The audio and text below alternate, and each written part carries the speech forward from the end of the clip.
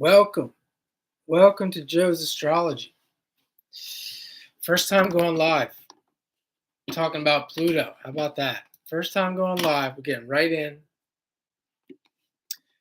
in with some Pluto from the greatest astrology book ever, the EA Glossary by Jeffrey Wolf Green. People don't like that. Most people don't like that when you use those terms, the greatest book, the best book on a subject. One time I made a comment where I left a review on Amazon of a book, and I said that, and they deleted it pretty quickly. So yeah, people just they don't like that kind of talk. But this is my channel, and I can say what I want to a certain degree. So let's get into it. Here it is. This book isn't all about Pluto. He has another book, 2 books on Pluto. Really good books that I may get into in the future. But let's start with me. No, actually, let's start something that's similar to me. And so I have a 9th house. So what we're going to do is you're going to look at your Pluto. What house is the Pluto in your chart? The Pluto. And we're going to look at the 12th house. Let's do that. Let's go here to page 131. And there's a chapter here. There it is. Pisces, Neptune, 12th house. Let's see the symbol for Pluto up top there. And first paragraph, it's not just him. It's a group of people. It's a group of people that contributed to this book, as it should be, being a glossary. And the first part of this chapter, it shows these keywords for Pisces, Neptune, and the 12th house. And then it gets into the archetype of Pisces, Neptune, the 12th house. And then the next page, next paragraph, which I'm going to look at. I was going to say read through, but it's actually like two full pages of very small print of what Pluto in the 12th house or Pisces is. And so Pluto, the importance, before I start saying anything else, Pluto is extremely important in looking at a chart. And it's still extremely neglected amongst astrologers and certainly amongst the popular astrology. And from my study and my experience, it is perhaps the most important thing to start with, ironically, to look at. And the author of this book talks about how there are people who resonate with their soul, and there's people, which would be the majority, who don't resonate with their soul. So they wouldn't be interested, even though I think it's the most important part. They wouldn't be interested in what Pluto in the house has to say about them, unless it's coming from an astrologer and someone like me can put it into context with what they're interested in. Because there is still, even if they're not interested in what the soul has to say, even if they don't believe in it, it still can be very telling and helpful in guiding a person or helping a person with their life. So, as I said, I have Pluto in the 9th. That would be Pluto in Sagittarius, or the 9th house, and this is very similar. Pluto in the 12th, or Pisces, which is ruled by Neptune and Jupiter. So first sentence here, he says, 12th house Pluto people have the evolutionary intent, so this is like their life path intention, to align themselves with a transcendental belief system to realize the unity of all of creation and to experience their individuality as an extension of the source of creation. So that is very, very heady there. Intent to align themselves with a transcendental belief system. So this could be a person who is a transcendental belief system. Let's look up what that word means, transcendental, so I don't screw this up. Transcendental. I think I know what it means. Relating to a spiritual or non-physical realm. Okay, we'll stick with that definition. Relating to a spiritual or non-physical realm. So this person is going to anything that uh, reminds them of a non-physical. They use the word spiritual. I like that non-physical realm better, energetic realm. Anything that relates to the non-physical, this person is going to turn their head in a way. They're going to start listening. Anything that's non-physical. So let's say this could be many things. This could be someone watching this right now that really enjoys astrology because essentially we're talking about the non-physical realm and how it correlates with the physical realm. And because of that, it could also be somebody who loves to go to church because when you're at church, uh, they're talking about things that are of the ethereal realm. They're not talking about the physical. They are taking what they believe to be truths from the non-physical realm and correlating them to the physical realm. Now, I could say a lot about what my opinions are about that, uh, especially between those two examples. But nonetheless, that is what I'm just going to use that as an example to see that there's different ways. Another way might be music. This person might um, have a transcendental belief system that being around music or playing certain music kind of connects them to that non-physical realm. Then he said the next part of that sentence to align themselves with a transcendental belief system to realize the unity of all creation.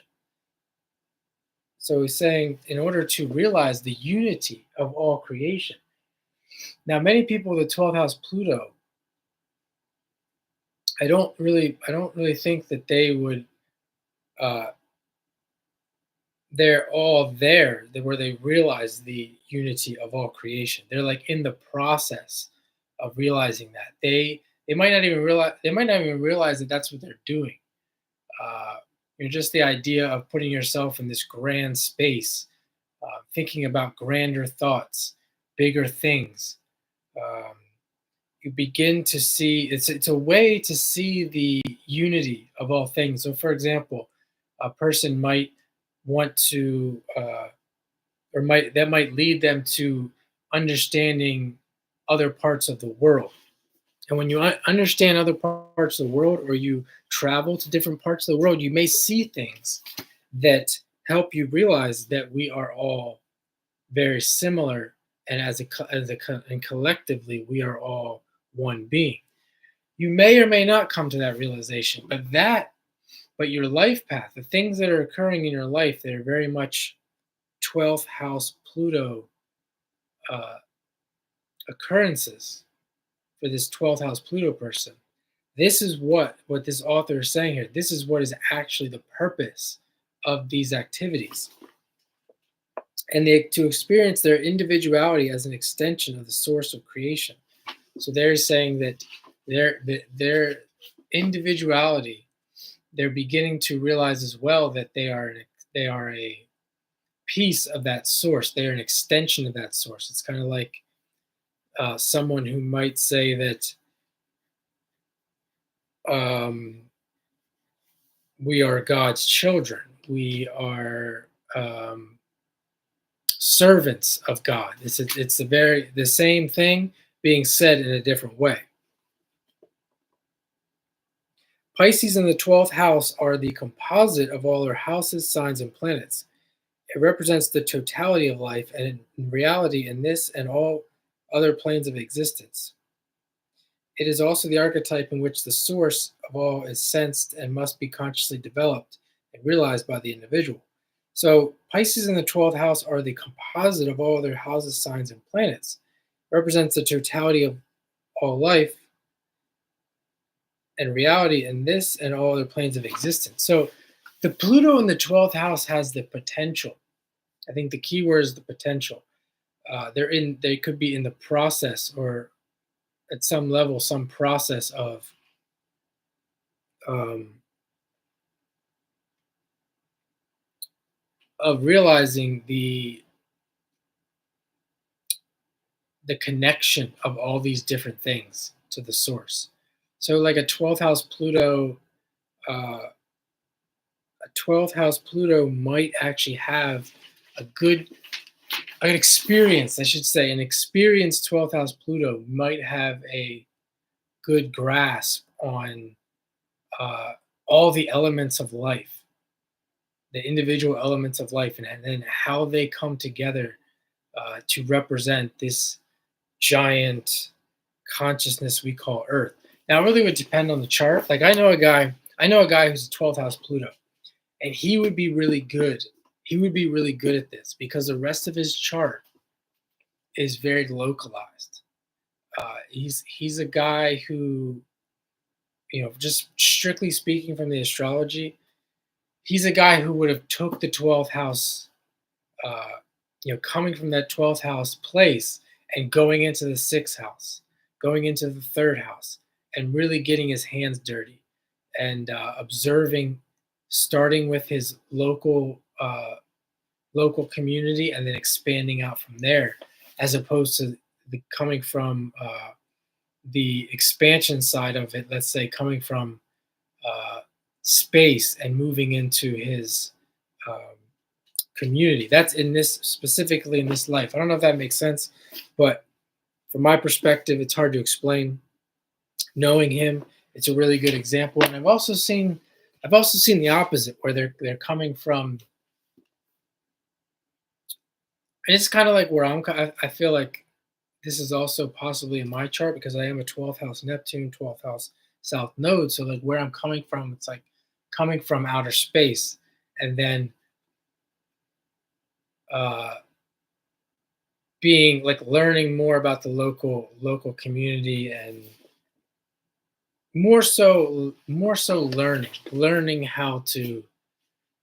Yeah, I'm just kind of getting lost there. I'm just kind of getting lost in my head, so I'm gonna leave it at that. I'm not gonna continue with that one there. Maybe another time.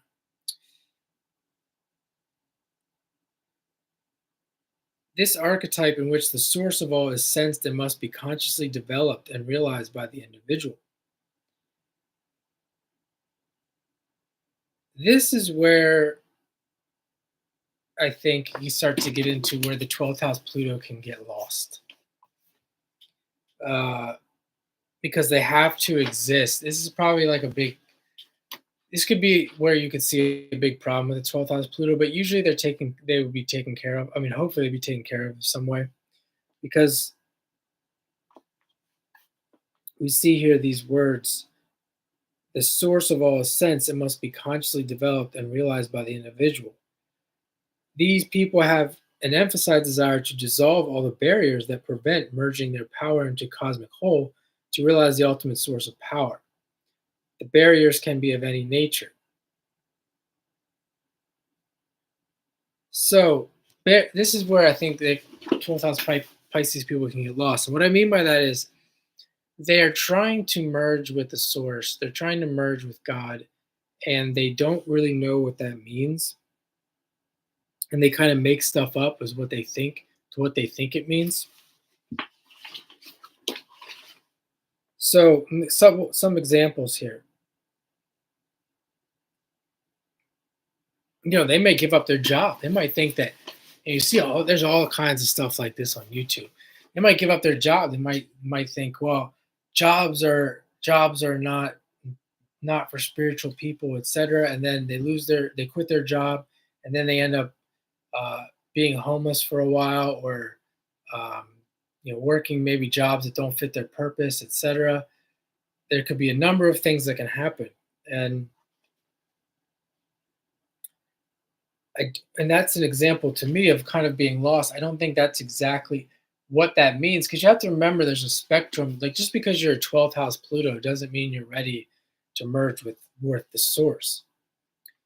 And then it says here the barriers can be of any nature. There has been a need to realize values, beliefs, knowledge that transcend time and space that are culturally based. And I think we really have to start there when we're talking about the 12th house Pluto. As far aside from like the physical stuff, like, what are the barriers of connecting with the source? Well, beliefs are a big one. Just you working your job isn't really a barrier. It might that's a person might think that's a barrier. Working in general, that's not a barrier. Believing something that's not true, that's a barrier. Believing that believing that the source, that connecting to the source has nothing to do with this physical domain, therefore I'm going to throw away the physical domain completely. That is a barrier, because that's not true. That may be true. That may be true for very, very, very, very tiny, tiny, tiny, small portion of humanity, and even them, uh, they are not spending their entire life in this state. In fact, it's probably impossible as a human. Knowledge, need to realize knowledge that transcends time and space and that are culturally based. So barriers, cultural based knowledge. So you might have, this is another example of a lost person who, let's say, exists in a culture in, could be, just I'm in the United States, but let's say this culture exists in Asia somewhere. And the beliefs and the culture, they're following it, and they think that that is leading them to the source or to God. And when they go to another culture, they may say, "No, you're wrong. Your culture's wrong. The people that live in the United States can't do this. People that live in Mexico can't do this. Your religion is wrong. Your culture is wrong." If they're talking like this is a barrier, because this is a barrier.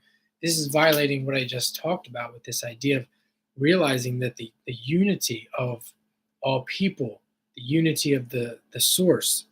So you often will hear people talk like this who claim to be very spiritual, and this is going on all over the world, and this is a barrier. Uh, and this person would have that need to realize knowledge that transcends these barriers.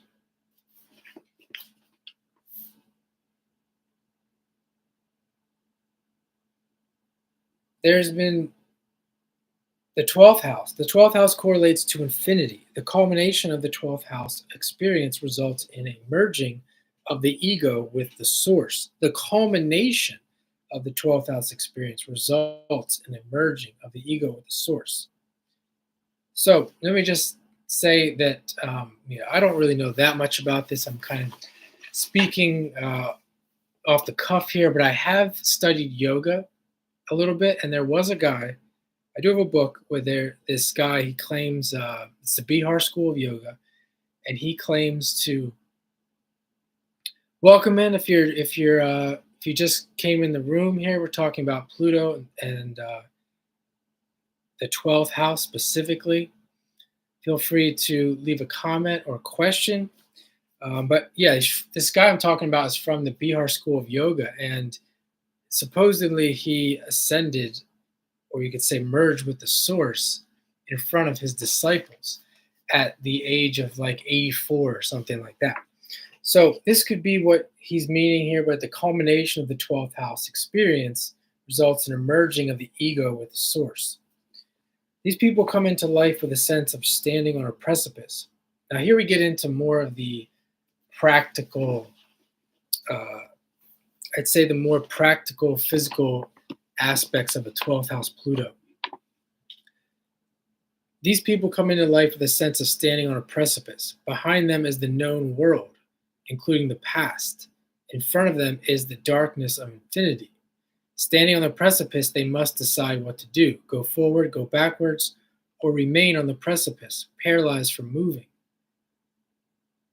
So, this is something I go back to my friend who's a 12th house Pluto. And even though I said that I thought he was a 12th house Pluto that was doing a lot of work and was very much rooted in the physical domain, he would tell me that and I heard Jeffrey Wolf Green saying this, that this guy would be afraid of going to sleep at night. And he did tell me that he had a lot of fears of going to sleep at night. And this is a person who, I don't know if he does it anymore, but he used marijuana for like the longest time. And I'm pretty sure for I don't know how many years he would have used marijuana to go to sleep. And often I would say he pretty much would work himself to death during the day, and that might have helped him with his fear of going to sleep as well, because he was the type that would just pass out. And not to like go too far with this, but he was the type that would pass out and drink coffee all day. He would literally drink coffee all day long at night and still go to sleep. Standing on the precipice, they must decide what to do: go forward, go backwards, or remain on the precipice, paralyzed from moving. Paralyzed from moving. Behind them is the known world, including the past. In front of them is the infinite darkness of infinity. So this person, you can have these, so kind of through that idea of fears, this person, you think of the idea of wanting to be in the space of infinity. A person like that isn't going to want to make decisions. They're going to want to just kind of wonder. And even if they're they are in a comfortable space right now, they're going to want to stay in that space, because when you're comfortable, that allows you to kind of wonder. So, for example, what I'm doing right now is somewhat comfortable, but it doesn't really allow my mind to wander. As I said, I have a 12th house, a 9th house Pluto, a 12th house South Node with Neptune conjunct the South Node. And this isn't my preferred version of life or activity. I'm kind of really pushing myself to do this. And but for me, it's the idea of wandering, being in that comfortable space where I can just let my thoughts go freely. Within this person, the essence of identifying with self as ego is being dissolved. Most of the people resist the pull to surrender to the source. The resistance triggers confusion, disorientation, and alienation. They have unconscious fears of losing control of their lives. Most will latch on to anything that makes them feel they are in control of their lives. Yet due to the transcendental pull, they have the inner sense of that whatever they identify with is not who they really are. Yet something is missing and they can't put their finger on what it is. There is a cycle of these behaviors, and at those times, this sense becomes more dominant. While this is occurring, many will over-identify with a single element of self, trying to create a sense of identity over the inner sense of confusion. Now, there's so much here that really can be broken down.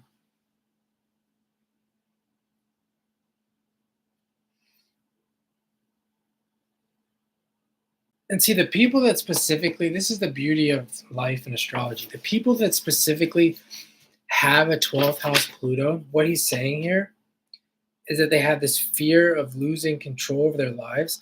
And I've seen specific, I'm not going to get into details, I've seen specific people go through this, where they have been drawn to experiences. And because of this fear, they will run like hell.